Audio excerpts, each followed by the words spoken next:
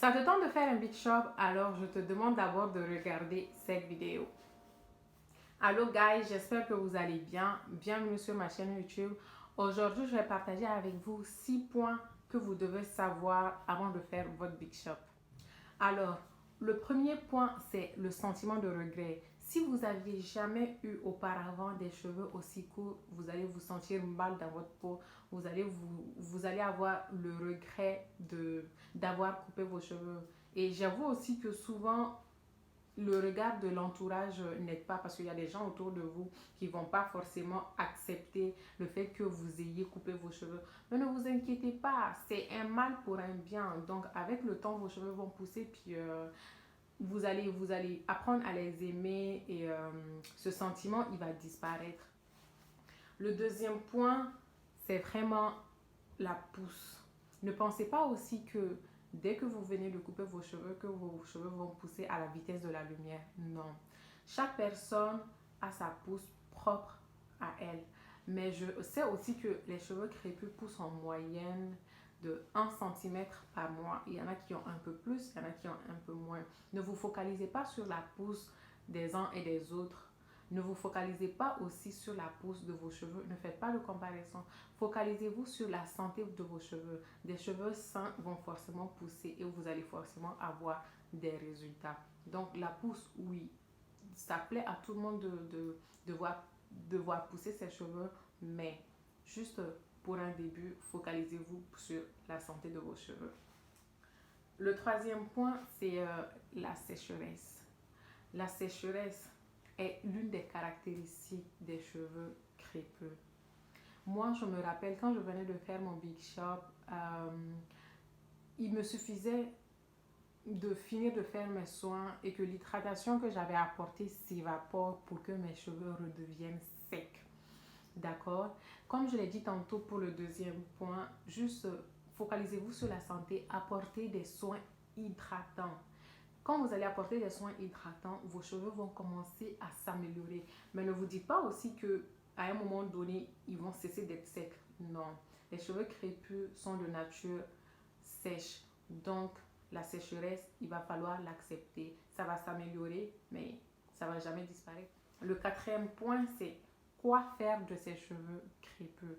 Moi, personnellement, je ne sais pas me coiffer. Si vous êtes quelqu'un qui sait se coiffer, c'est déjà bon pour vous. Moi, tout ce que je peux faire sur mes cheveux, c'est vraiment des twists.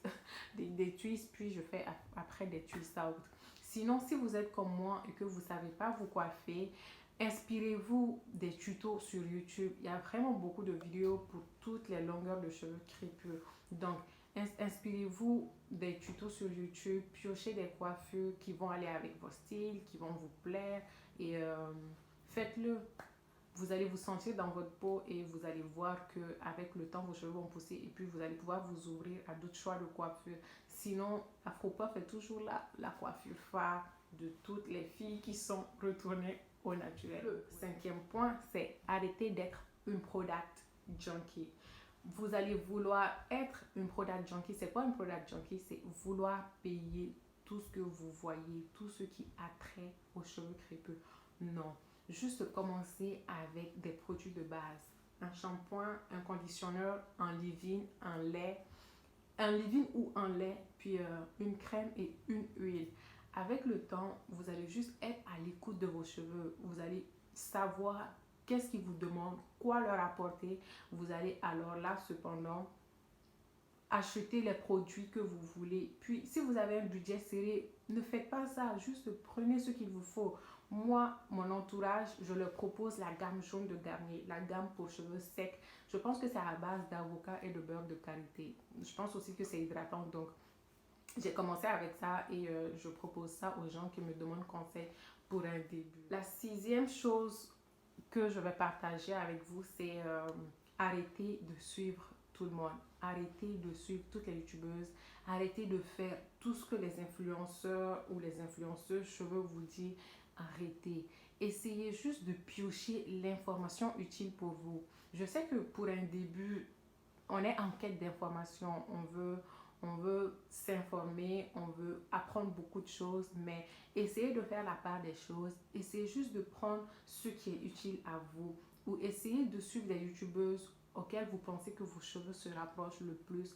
Même là, il va falloir tester parce que nos cheveux ne répondent pas ou ne réagissent pas de la même manière que les cheveux des autres.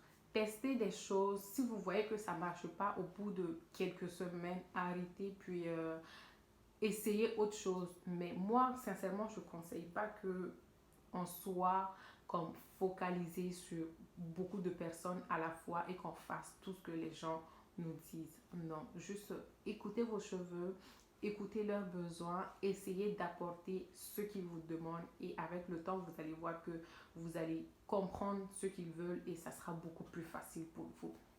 Ça sera tout pour cette vidéo. J'espère qu'elle vous aura plu et que vous avez appris quelque chose. Si la vidéo vous a plu, mettez un pouce bleu, puis abonnez-vous.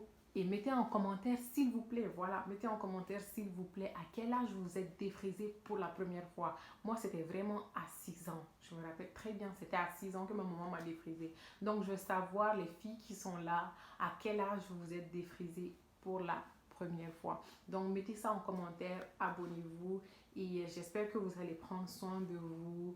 Soyez bénis et à la prochaine.